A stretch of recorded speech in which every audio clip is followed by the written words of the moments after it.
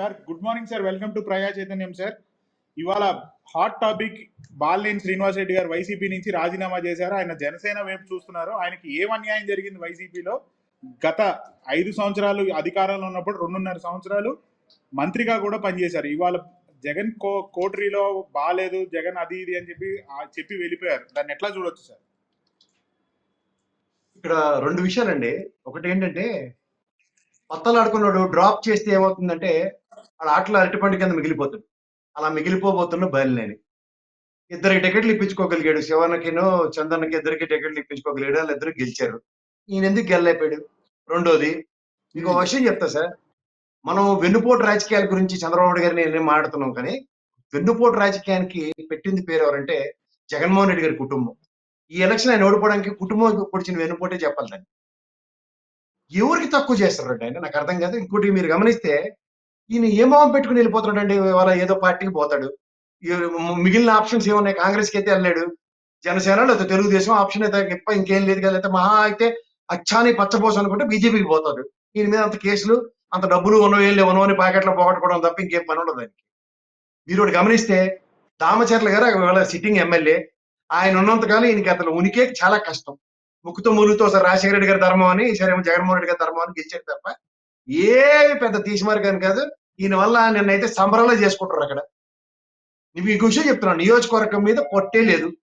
ఈయన నియోజకవర్గానికి సంబంధించిన జీవీ రెడ్డి లాంటి వెళ్ళిపోయినప్పుడే ఇదే వ్యక్తి గురించి మాట్లాడితే జగన్మోహన్ రెడ్డి దగ్గర బెక్కమొహం వేసుకొని కూర్చున్నాడు. అంచేత నియోజకవర్గ నాయకుల మీద పట్టలేదు, నియోజకవర్గాల మీద పట్టలేదు. ఏదో ఎంతసేపు అలగడం అనగా నిన్న మా ప్రదీప్ బాగా చెప్పాడు. ఏ పార్టీలో జాయిన్ అయితే ఆయన సాధారణ కళ్ళది కావాలి, ఇల్లుది కావాలని అడుగుతారు. కానీ ఈయన అడగవలసింది ఏంటంటే నెలకి కనీసం 4 సార్లు అడుగుతాను, అడిగినప్పుడల్లా మీరు పార్టీ పరమైన చర్యలు నా మీద తీసుకోకండి, వీలైతే బతిమాలన్న కండిషన్ పెట్టి జాయిన్ అవ్వాలంటే ఏ పార్టీలో ఉన్నా. ఎవడికో ఉపయోగం సార్. సగం టైం ఈ శంకర క్లబ్ లో పత్తాలు ఆడుకోపోయి అయిపోతారు. నియోజకవర్గంలోనే ఉండడు. వచ్చిన కాడి నుంచి ఏదో జిక్కుమాల చెడుగుడు రాజకీయాలు, ఆ సుబ్బారెడ్డి మీద పడి అలో లక్ష్మణ అని ఏడవడం తప్ప ఇంకో పని ఉండదు. కానీ ఇప్పుడు చెప్పండి సార్. ఇప్పుడు గతంలో సుబ్బారెడ్డి గారు మీద ఈయన ఎలక మీద సుబ్బారెడ్డి గారు ఢిల్లీలో కూర్చొని లాస్ట్ గా నియోజకవర్గాన్ని మొత్తానికి కలిపి బొమ్మ చూపించారు సార్. గతంలో చూస్తే కనుక వాళ్ళ కొడుకు మొత్తం ఒంగోలు జిల్లా మొత్తం కూడా, అదే ప్రకాశం జిల్లా కూడా మొత్తం వాళ్ళ అబ్బాయిని ఈయన చక్రం తిప్పారని ఎవరైతే ఎమ్మెల్యేలు ఉన్నారో వైసీపీ ఎమ్మెల్యేలు అందరూ కూడా ఆరోపించారు. అప్పుడు కూడా ఆయన పెత్తనం చెలాయించాడు కదా సార్. ఇంకా ఏం కావాలి ఆయనకి? ఇంకేం కావాలంటే ఏం చేయాలి సార్? పెప్సీ తాగడం మానమనండి. దిల్మాంగే మోరన్ రోజు ఏదో ఒకటి కోరికలు కోరుకుంటూ జగన్మోహన్ రెడ్డి కాబట్టి ఇన్నాళ్ళు సవరదీశాడు ఆయన్ని. ఇంకెవడి వల్ల కాదు ఆయన.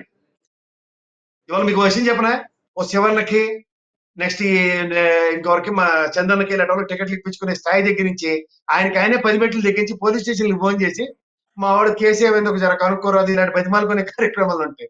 సీటు పరంగా కూడా దిక్కుదేవన ఉండదు. అదే అంశంలోకి వెళ్తే కనుక అమరావతి వరల్డ్ బ్యాంక్ రిజెక్ట్ చేసింది అని చెప్పి నిన్న నారాయణ గారు మొన్న రాత్రి అన్నారు కదా.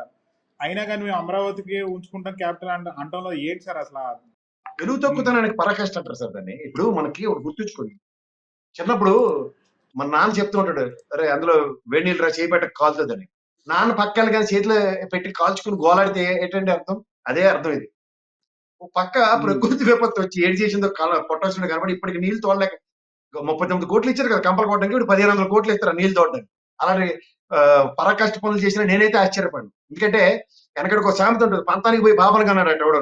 అలాగా ఈ పంతానికి పోయే కార్యక్రమానికి తెరలేకుంటే నెత్తే వస్తుంది, అందుకని ఇంకేం లేదు.